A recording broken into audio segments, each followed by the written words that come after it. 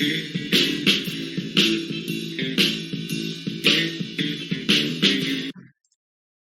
guys. Welcome to Grief and Potluck podcast. The year is 2021. I am sitting here with my new mug obtained at Christmas, and it reads Fa La La Llama with a llama and some gifts on it. Nonetheless, it's holding a delicious amount of chai. I like a nice chai. I learned how to make one. It's not that difficult. Fortunately for us, some companies put it in a box. And so we get to mix it and make it our own. But here we are. Not going to lie. It's 2021. It's the beginning of 2021. It's January 2021. And I'm already overwhelmed. I've been dealing with feelings. Ugh. I don't like feeling feelings. I don't like feeling sad. I don't like feeling in need. I don't like certain feelings that I have been feeling.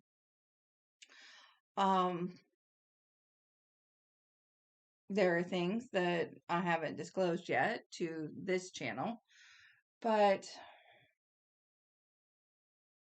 it'll eventually, find its way into the populace. It's not a big secret, and I don't go shaking my pink flag. I am married. Pink flag is reference to breast cancer. So if some of you have experienced this, it can be just quite traumatic to hear the word cancer.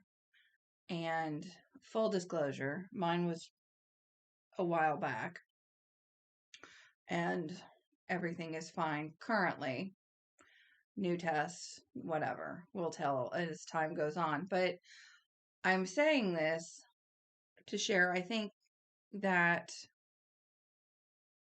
what happens in certain triggers and certain emotions is that we end up going back to the feelings that we had when we first heard that someone has died, that we have cancer, that things are just not going the way we hope for. And at the beginning of each year, that's kind of where we're at. We're at the level of hope. We're like, woo, it's hope in the new year. We hope things will go better. We hope things will be better financially. We hope for a lot of things in a new year. And categorically, that's fine. That's great. I mean, why not hope for good things to come your way? I just know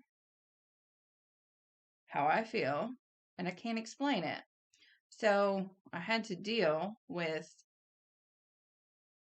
finding some resources for new tests, because you got to get tests every year.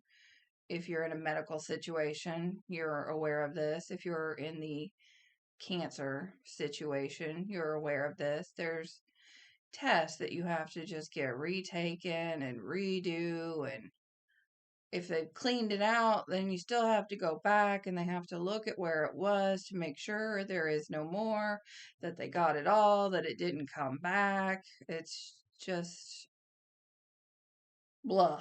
So I know. I'm not complaining in the simple fact that I'm expressing. So what I'm expressing is a level of sadness that I think you feel, at least I'm feeling, when it comes to having to rehash and relive a bit of that cycle that you thought was done. You're like, I'm done with this cycle of this business, this tragedy, this issue, this loss, this grief, this death. I'm over this cancer. I'm done with the, again, if I've said tragedy.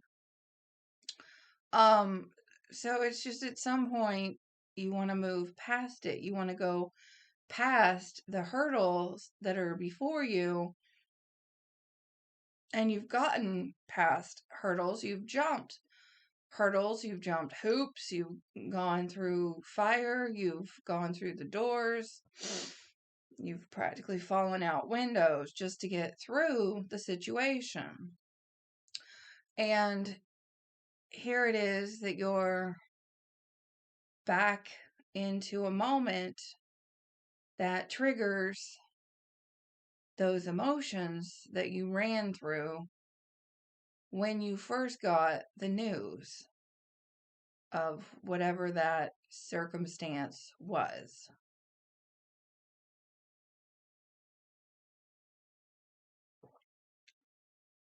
And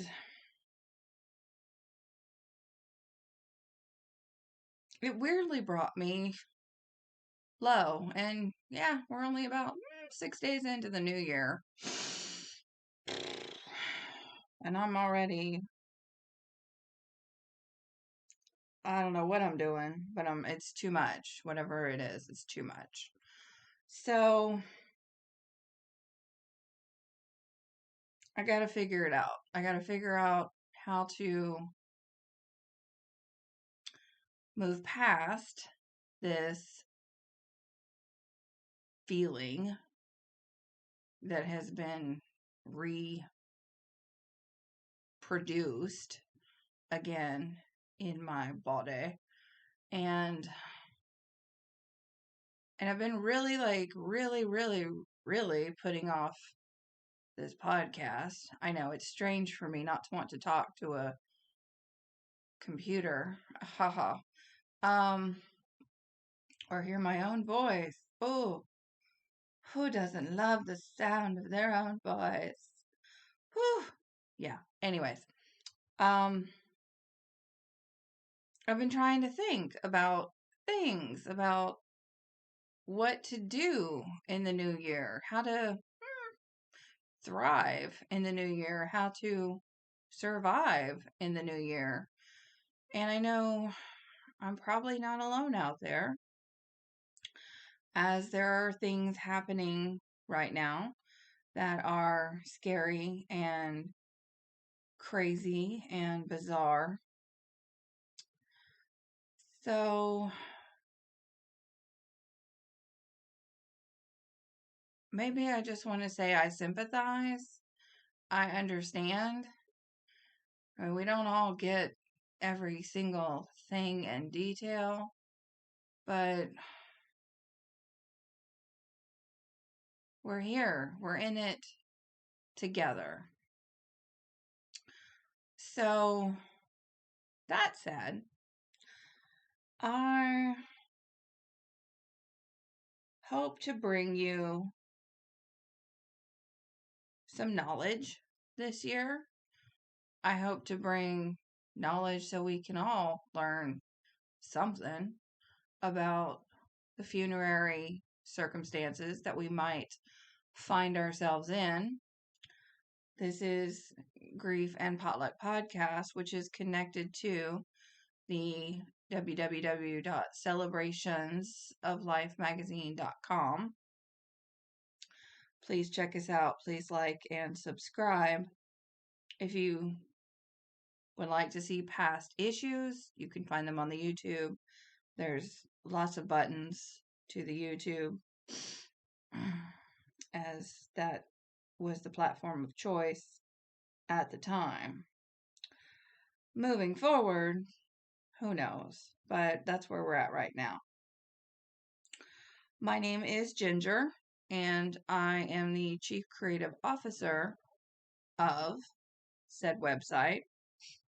www.celebrationsoflifemagazine.com. Why? Why did I do it? Well, I did it, quite honestly, because I felt motivated to do so. I felt moved to do so, and I felt a calling from the Lord.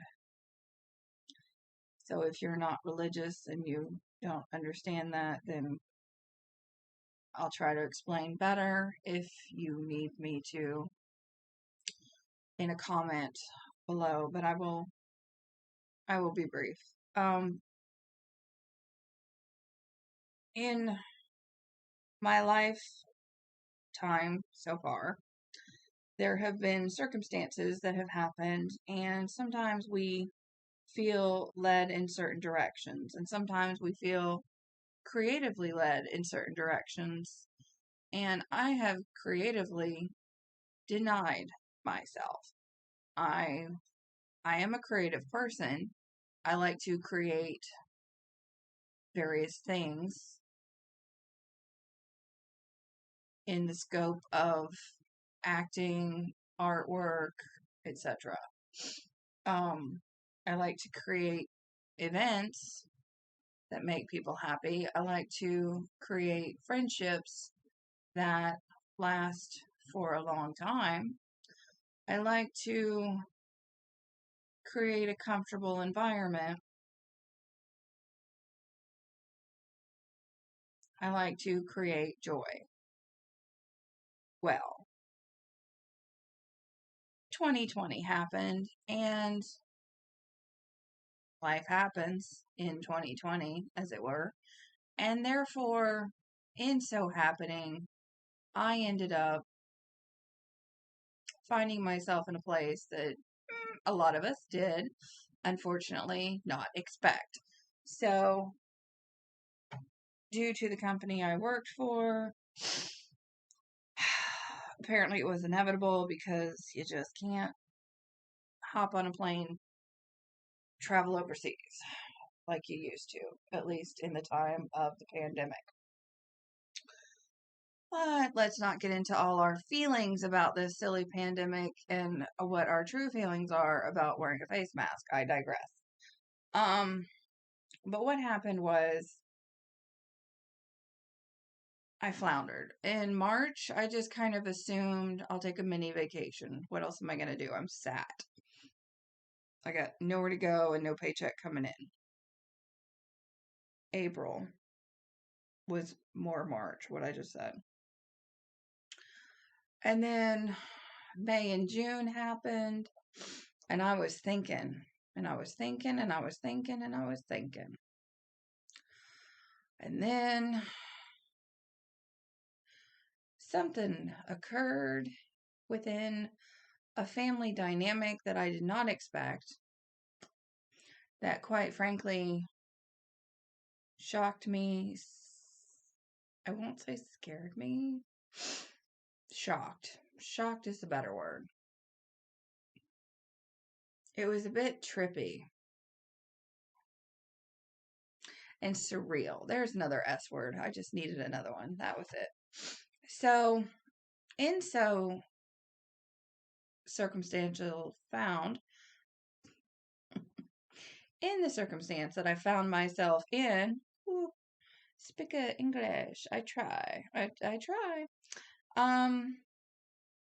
I found myself in this circumstance, and as surreal as it was, it kind of shocked me into a moment of reality that we all die. Ironically, this has been something I have thought about in the scope of the wider situation of death, that yes, we all die. But certain people were more concerned about their death and their imminent doom and how I was going to care for them. So I did my best to listen and bring up my points of view. And then it turned into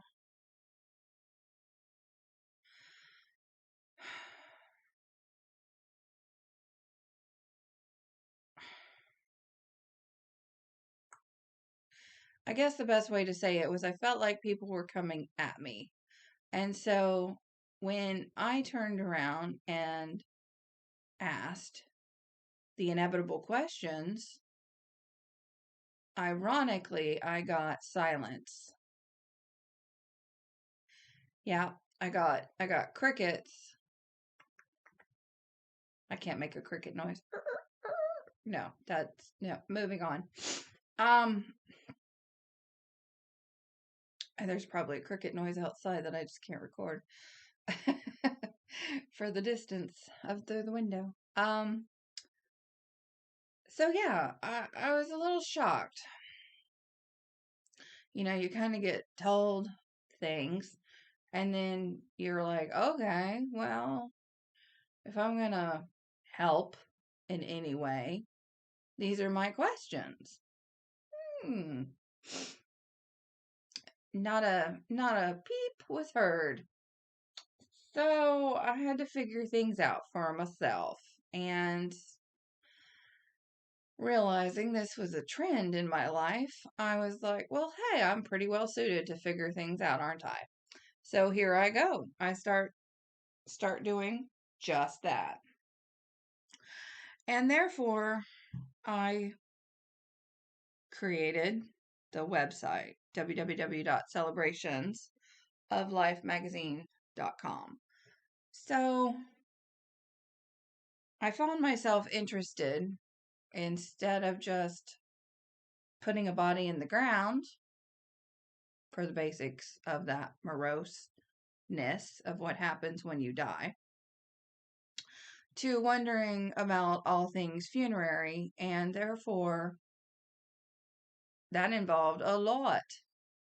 And I thought, well, there's more to it than just putting your body in the ground. Who knew? I didn't. And so we figured it out. So besides flowers, there's culture, because we do it differently in different parts of the world. There's the history, of course. Victorians had their way, Vikings had their way.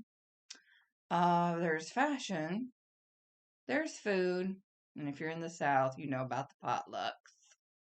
There's art that's been inspired by death, and much, much more. So, that said, I figured we got to figure this out, and we shall. So, we do. And in so doing, here we are today. So far, it's been a real interesting phenomenon. Moving into 2021, about said that wrong, 2021, we are going to learn more about green burials and how that works. We are going to learn more about our death style, as that has been coined by a nice lady who I spoke with the other day in a past podcast. You can look up that article on our website under death style. I don't make it difficult. Essentially, death style it's a term and defined as a harmful self-destructive lifestyle if you put it in the negative connotation. But if we try to make it a positive connotation, we're going to work with such things as our appearance, our actions, descriptions, details, and how we envision being in our death. So, what is your death style?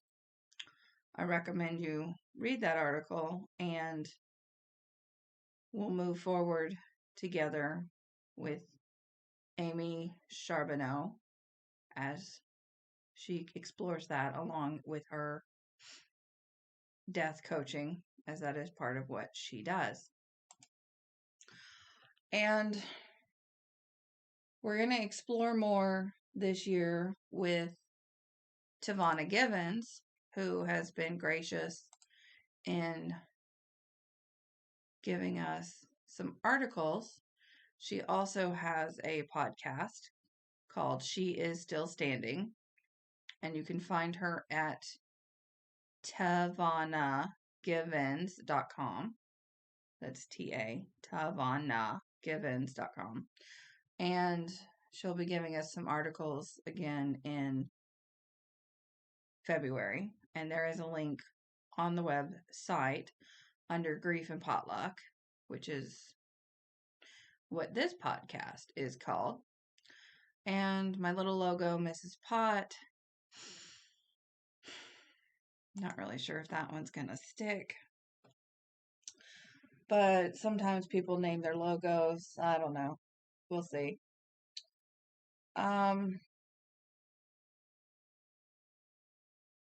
We're going to get through the layers. We're going to get through the layers together and figure out what is going to be best for us going forward in regards to putting together a plan in action for our imminent death. Yes, it sounds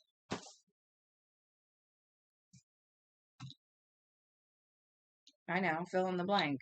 It sounds diabolical. It sounds disgusting. It sounds counterintuitive. But as stated in past podcasts, there is two things. Essentially, I did find a third. Two things we have in common. We're born and we die. And we need to know how to plan for death. When we're born, other people plan for that. When we die, we have choices. Do we plan it ourselves? Or do we let somebody else plan it? Somebody else that maybe just got stuck with it because they're the next relative on the list. And they may or may not know you, may or may not love you, may or may not care. I mean, that is a fact of life. There could be, you know, there could be no plan whatsoever. Of course, we don't plan how we die. This is not that podcast. This is not that circumstance. I have covered suicide. It is a thing that I did cover in the September issue. September, October, November. No, I'm sorry. I believe it was October. And there is a suicide prevention line. Very important to discuss with them. If you know someone or you yourself are considering suicide, it's not to be taken lightly and it's not a secret.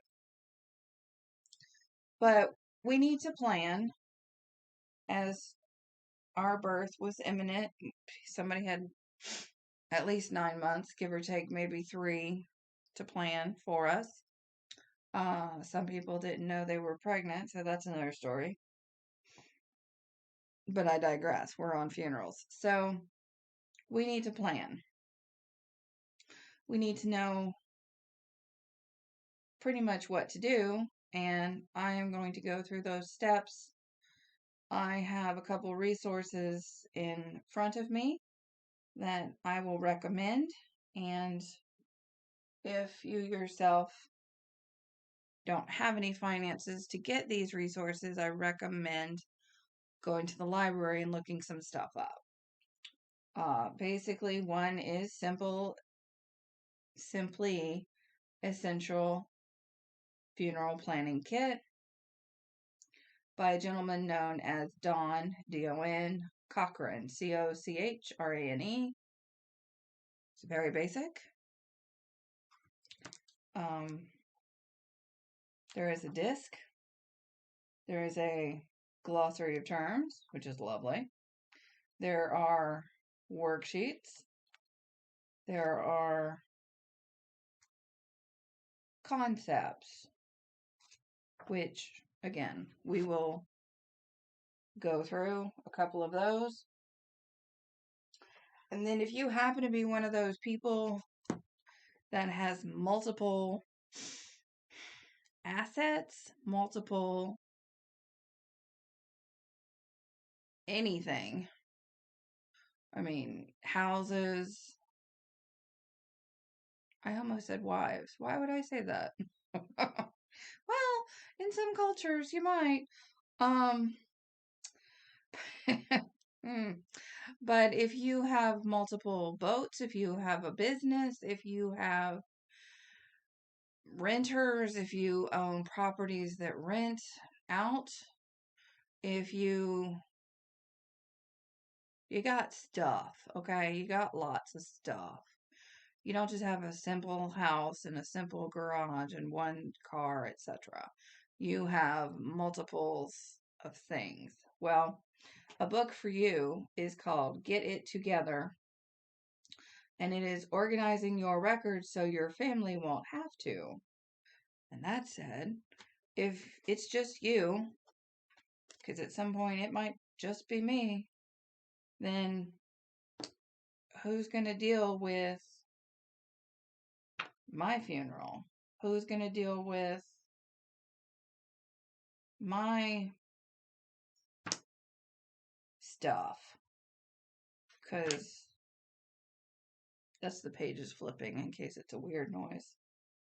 Because I mean, what if I inherit through the death of somebody else, a child, then I got to figure out what to do for that child. And what if I end up creating a great business? How am I going to deal with leaving that business behind? Or my vehicle, for that matter? I mean, who thinks of that? I certainly don't.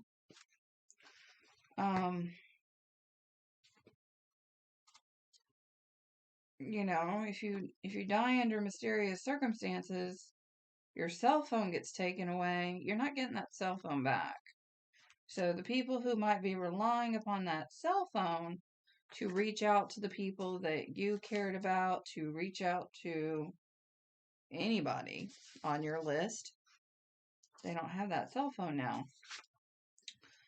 And,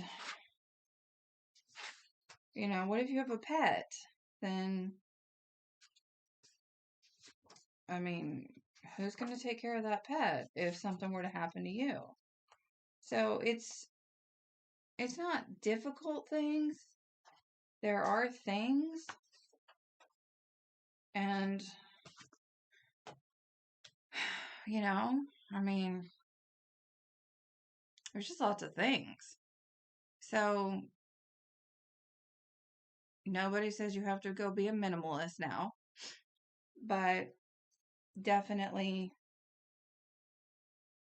get a few things in order. And a few things pretty much starts with you and just making a short list of what you want at your funeral. I mean, start there. Keep it simple. Do you want flowers or no flowers? Do you want them to make a donation to your favorite charity in lieu of flowers? Do you want to be in the ground? Do you want to be cremated? Do you want to go for the green burial?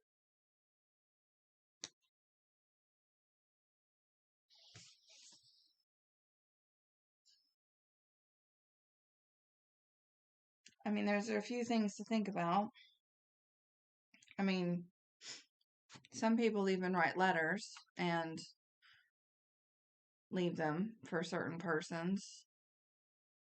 If you're holding a grudge on somebody and then they don't know it, then, and you don't want to talk about it to them, then that might be a really good thing to do.